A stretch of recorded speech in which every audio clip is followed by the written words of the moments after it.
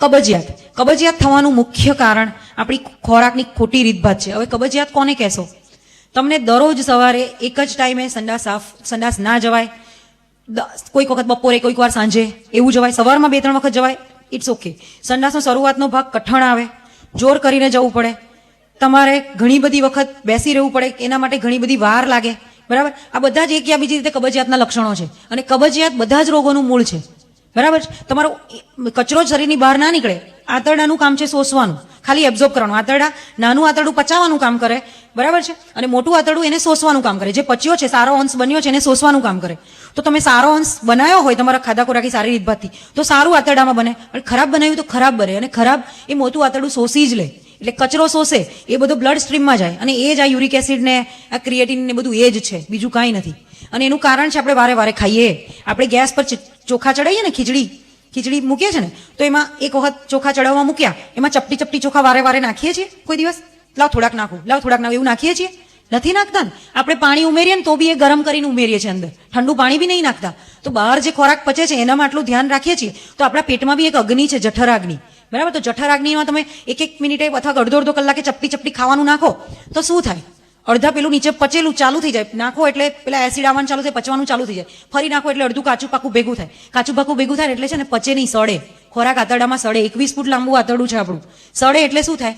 અંદર ડસ્ટબિનમાં અહીંયા ભાત રાખ્યો, મેં ભાત મૂકી રાખ્યો, ચાલો ડસ્ટબિન બંધ કરી દીધી, 1 દિવસ થયો, 2 દિવસ થયો, શું થયું? સડે એટલે ગેસ આવે, ખોલજો પછી ઢાંકણ, કેટલી વાસ મારે. એ સડેલો બધો ગેસ પેટમાં આંતરડામાં જામ થઈ જાય, કેમ કે નીચે તો કબજિયાત છે, સ્ટૂલ નહીં પાસ થતું, તો ગેસ ક્યાંથી પાસ થવાનો છે? સ્ટૂલ જ ના પાસ થાય તો પછી એ સડે એટલે પેટમાં ગેસ થાય એટલે પેટ ફૂલી જાય. જેને પેટ હંમેશા છે ને સોફ્ટ હોવું જોઈએ. પેટ પર હાથ મૂક્યા ને એટલે એકદમ અંદર દબાય ને એવું સોફ્ટ, એ પેટની નોર્મલ તાસીર છે. જેને પેટ એકદમ ટાઈટ, કડક, તણાયેલું એકદમ રહે, દબાઈ જજો કોઈક વાર બધા પોતપોતાનું પેટ, એટલે ખબર પડી જશે કે આપણું પેટમાં કેટલો ગેસ છે, કેટલું પાચન આપણું ખોટું છે. બધા ટ્રાય કરવાની છૂટ. તો એ સોફ્ટ હોવું જોઈએ, એ હોતું નથી જનરલી. તો એ ગેસ જ છે, ગેસ જ ભરાયેલો છે. ગેસ તો કેવી રીતે નીકળે? તમારું આગળનું પચે, કબજિયાત ઓછી થાય તો ગેસ નીકળે. તો જેને કબજિયાતનો પ્રોબ્લેમ છે એ દિવેલનો પ્રયોગ કરી શકે છે. કેમ કે અત્યારે ઘી તેલ નહીં ખાનારા બહુ જ એલોપેથીમાં એટલું બધું ગેરમાર્ગે દોરે છે. હું એલોપેથીની વિરોધી નહીં, જરાય નહીં. ઇમરજન્સીમાં બહુ જ જરૂરી છે અને સારું જ છે. હમણાં એક્સિડન્ટ થયો હોય અને હું કહું કે બેઠા પ્રાણાયામ કરો તો નોટ પોસિબલ, બરાબર. ઇમરજન્સીમાં પણ 5-10% રોગો એવા છે કે જેમાં એલોપેથીની સારવારની જરૂર છે. બાકી બધા રોગો આયુર્વેદથી મટે છે. કોઈ એવો રોગ નથી જે આયુર્વેદ ઇનિશિયલ તમે શરૂઆતમાં લઈ આવો તો એનું 100% ક્યોર થાય જ. પણ આપણે સમજતા જ નથી. અંગ્રેજોની ગુલામી એટલી બધી અંદર ઘર કરી ગઈ, અધી એ જતા રહ્યા, પણ એનું માનસ નહીં જતું આપણામાંથી. એટલું બધું સાયન્ટિફિક છે આયુર્વેદ કે તમે આમ વિચાર બી ના કરો, કલ્પનામાં બી નથી તમારું. રોજ જેટલું વાંચો, આખી જિંદગી નાખી દો ને આયુર્વેદમાં, તમે એના સિદ્ધાંતોને સમજી જ ના શકો. એટલા ડીપમાં અને એટલા ડિટેલમાં છે કે તમે સમજી જ ના શકો, એટલું સાયન્ટિફિક છે.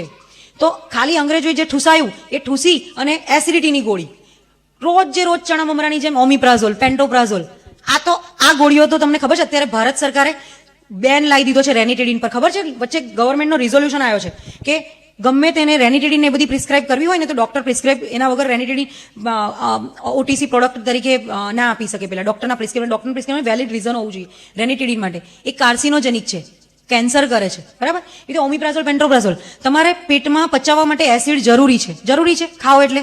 તો એને બ્લોક કરવાની દવા લો તો શું થાય? અપચો થવાનો છે ને. એસિડ તો પેટમાં પચાવવા માટે જરૂરી છે.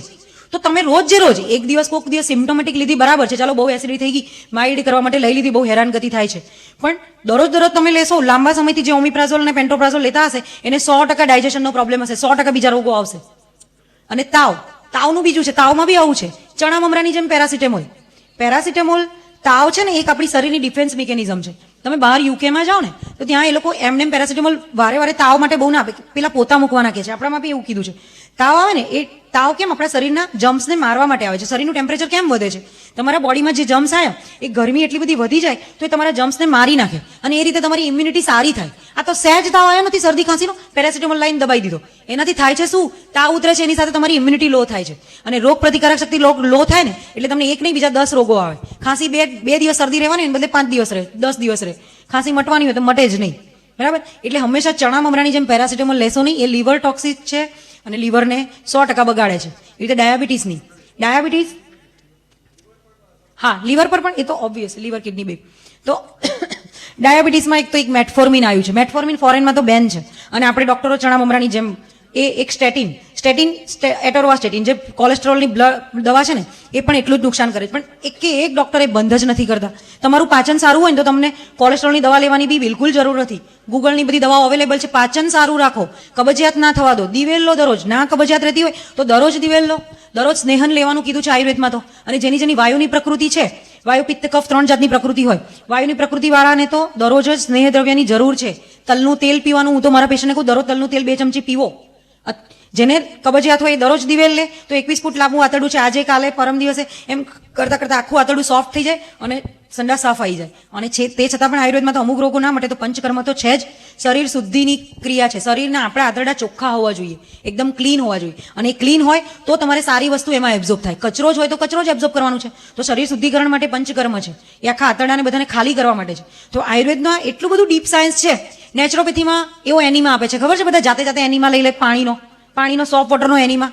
તો શું આયુર્વેદના વિદ્વાનો મૂર્ખા હતા ચરકને સુશ્રુત કે સોફ્ટ વોટરનો એમણે કેમ ના કીધું સાદા પાણીનો એનિમા લઈ લો? એમ ના લેવાય. સાદા પાણીનો એનિમા લેવાથી તમારા આંતરડા જે દરરોજ ઘણા લે છે, નેચરોપેથી ઘણા જાણે છે ને, ડાયરેક્ટ ઘરે લઈ લે છે. બેગ તૈયાર મળે છે અને ડાયરેક્ટ ઘરે લઈ લે છે. દરરોજ પાણીના તમે લો, તમારા આંતરડા વૃક્ષ થઈ જાય. આંતરડા વૃક્ષ ના થાય એના માટે આયુર્વેદમાં તો બસ્તીની કેટલી બધી વ્યવસ્થા છે જોરદાર. એક દિવસ સ્નેહ દ્રવ્ય આપે, એક દિવસ ક્વાથ આપે, એક દિવસ ઔષધિ આપે. કેટલું બધું ડીપ થિંકિંગ છે. એ લોકો મૂર્ખા હતા કે સહેલું પાણી નાખી દઈએ.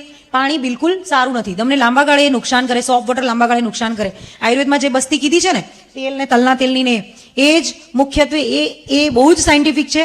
મને પણ નહોતી ખબર. હું પણ પહેલા ભણતી ત્યારે એવું જ વિચારતી હતી કે શું વાતો પાણી ને સોફ્ટ વોટર ના લઈ લેવાય, એલોપેથીનું હેલું છે. પણ એ સહેલું નથી, એ લાંબા ગાળે નુકસાનકારક છે. તો ખાવા પીવામાં આટલું ધ્યાન રાખો. જેને સાંધાના દુખાવા થતા હોય ને, એ આપણે નગોડનું ઝાડ રોપો. દુધિયા ગામમાં હવે 10-12 નગોડના ઝાડ રોપો તમે, એવી મારી તમને નમ્ર વિનંતી છે. નગોડનું ઝાડ, એક પારિજાતનું ઝાડ, સરગવો આપણે અયોધ્યાધામમાં રોપવાની જરૂર છે. આ બધા ઝાડો એટલા બધા ઉપયોગી છે ને કે સાંધાના દુખાવા થતા હોય, થોડા ઘણા દુખાવા, એડી બેડી દુખતી હોય ને, તો તમે નગોડના પાનનો રસ 15 દિવસ પીવો ને, 15 દિવસ કે મહિનો, તો તમને 100% ઓછું થઈ જાય. એ મટી જ જાય. એડીનો દુખાવો તો આયુર્વેદમાં એ તો કઈ દુખાવો જ નથી.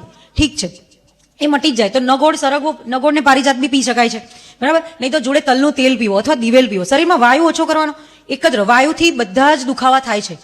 નહીં વાતે ન વિનાશૂલમ. તો વાયુ વગર કોઈ દુખાવો થાય નહીં. તમારે દુખાવો થાય એટલે સમજી લેવાનું કે મારા શરીરમાં વાયુ ગમે તે રીતે વધ્યો છે. કાં તો આવરણ થઈને વધ્યો છે, કાં તો એ જાતે વધ્યો છે, કાં તો બીજો દોષ ઘટવાથી વધ્યો છે, બરાબર? આ ઓસ્ટિયોપોરોસિસ શું છે? એલોપેથીમાં હાડકા પોલા થવા શું છે?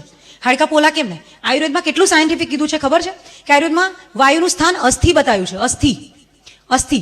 તો આટલા વર્ષો પહેલા વાયુ ક્યાં છે? તો કે અસ્થિ. એમાં તો વાયુ વધે એટલે શું થાય? હાડકા પોલા થાય, બરાબર છે? તો ઓસ્ટિયોપોરોસિસમાં બી એ જ થાય છે ને. હાડકા નબળા કેમ થાય છે? તો વાયુ વધવાનો રોકો ને તો ઓસ્ટિયોપોરોસિસ બી ના થાય. મારું કહેવાનું એ છે, બરાબર? તો ઓસ્ટિયોપોરોસિસનું મુખ્ય કારણ વાયુની પ્રકૃતિ. વાયુને તમે શરૂઆતમાં જીત્યો નથી અથવા વાયુની ટ્રીટમેન્ટ નથી કરી. વાયુ વધે એવો બધો ખોરાક લીધો છે. સૌથી પહેલા જે બધા દાણાવાળા ખોરાકો છે ને, બટાકા, ભીંડા, ગુવાર, પાપડી, પછી વટાણા, તુવર, એ બધા જ વાત પ્રકોપક આહારો છે. બધા કઠોળો, મગ સિવાયના બધા કઠોળો, એ દરરોજ બહુ ના ખાવા જોઈએ, થોડા ઓછા ખાવા જોઈએ. મગ સિવાયના બધા કઠોળો છે ને, તમને શરીરમાં વાયુ વધારે. તો એ જ્યારે ખાવાના હોય ને ત્યારે તમારે અજમાનો વઘાર, આપણે શાસ્ત્રમાં કીધું છે, ખબર છે? વાલોળનો વઘાર કેમ અજમામાં કરીએ છીએ?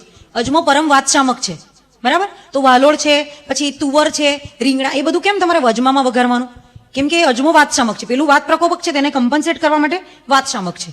એટલે કોઈ પણ સ્કિનના રોગો હોય એ બધામાં હળદર આપણા ઘરની ઔષધિ છે. અજમો, હળદર, જીરું, આ બધી ઔષધિ છે. સવારમાં ઉઠીને તમે રાત્રે 2 ચમચી પલાળેલું જીરું 1 ગ્લાસમાં, અને સવારે એને ઉકાળી ગરમ કરી અને એ પાણીમાં ગેસ બંધ કરી ચપટી તજ અને મરી નાખીને પીવો. 1 વર્ષ, 6 મહિના, 1 વર્ષ, તમારી ફેટ ફટાફટ ઓગળવા માંડશે.